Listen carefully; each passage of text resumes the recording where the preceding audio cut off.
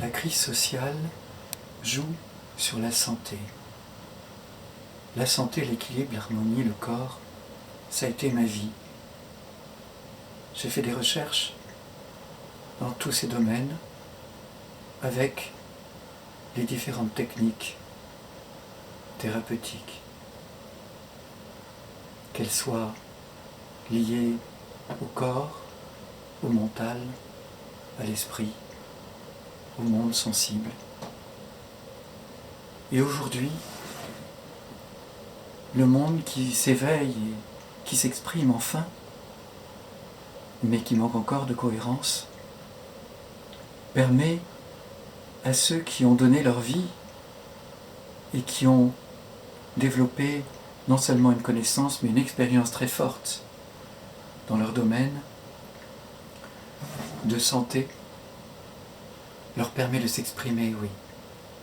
Aujourd'hui, les chercheurs, les scientifiques, les médecins, ceux qui avaient une reconnaissance sociale, des fonctions importantes, s'expriment. Et on peut les entendre, les voir ou les lire. Il y a ceux qui s'expriment au niveau de la santé, mais également de la juridiction, de tous les pouvoirs qui permettent à la société d'avancer ou de diriger simplement. Eh bien, si vous savez tout cela, si vous avez écouté, entendu, lu, partagé, exprimé, je sais que c'est difficile, je sais que vous allez subir les réactions violentes, les refus de ceux qui ne veulent pas entendre, de ceux qui préfèrent écouter ce dont ils ont l'habitude, les médias officiels. Si vous êtes de ceux qui ne veulent pas écouter, qui ne veulent pas entendre, qui ne veulent pas s'informer, qui n'y croient pas, ou qui disent on ne sait plus qui croire, vous ne vous rendez pas compte du danger que vous êtes en train de traverser, mais également de celui que vous imposez aux autres. Car si vous n'écoutez pas, si vous n'entendez pas, si vous ne vous informez pas, vous devenez beaucoup plus dangereux que les pouvoirs en place. Oui, vous faites partie de ce peuple, de cette population qui ne veut rien savoir, rien écouter. Et vous êtes dangereux. Et vous êtes dangereux pas seulement pour vous-même, pour les autres, mais pour vos proches, pour tous les gens qui veulent simplement ouvrir les portes de la connaissance, de l'expérience, de l'expression et trouver la cohérence. Et cette cohérence, elle est essentielle si on veut revenir à la liberté.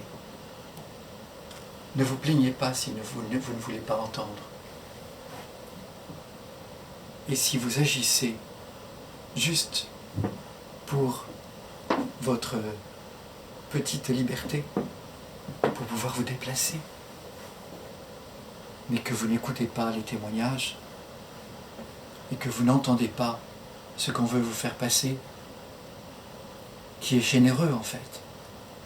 Car si on vous donne les témoignages des gens qui s'expriment et qui ont compétence pour cela, et que vous n'en voulez pas, c'est que vous n'avez pas compris qu'on veut vous aider à avancer, à évoluer, à vous en sortir.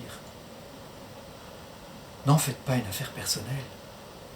Que vous soyez celui qui sait tout ça, ou celui qui ne le sait pas encore, il ne s'agit pas d'une affaire personnelle.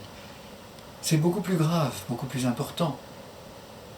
Il s'agit de pouvoir accompagner le peuple, la population.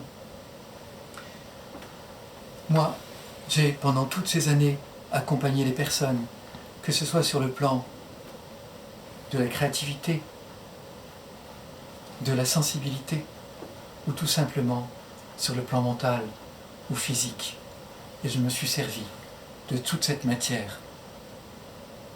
Et parmi eux, parmi ceux qui écrivent, il y en a qui ne font pas partie de notre pays, car ils ne seront pas le bienvenu.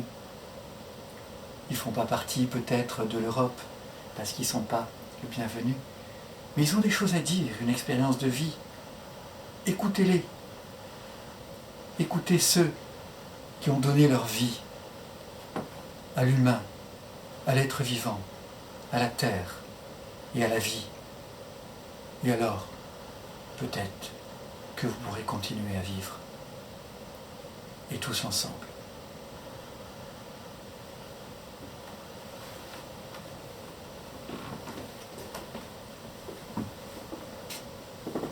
Faites en sorte qu'on vous écoute, faites en sorte d'être entendu. Transmettez les informations, transmettez les données que vous avez. Et les autres, écoutez, recevez, ouvrons les portes de la communication.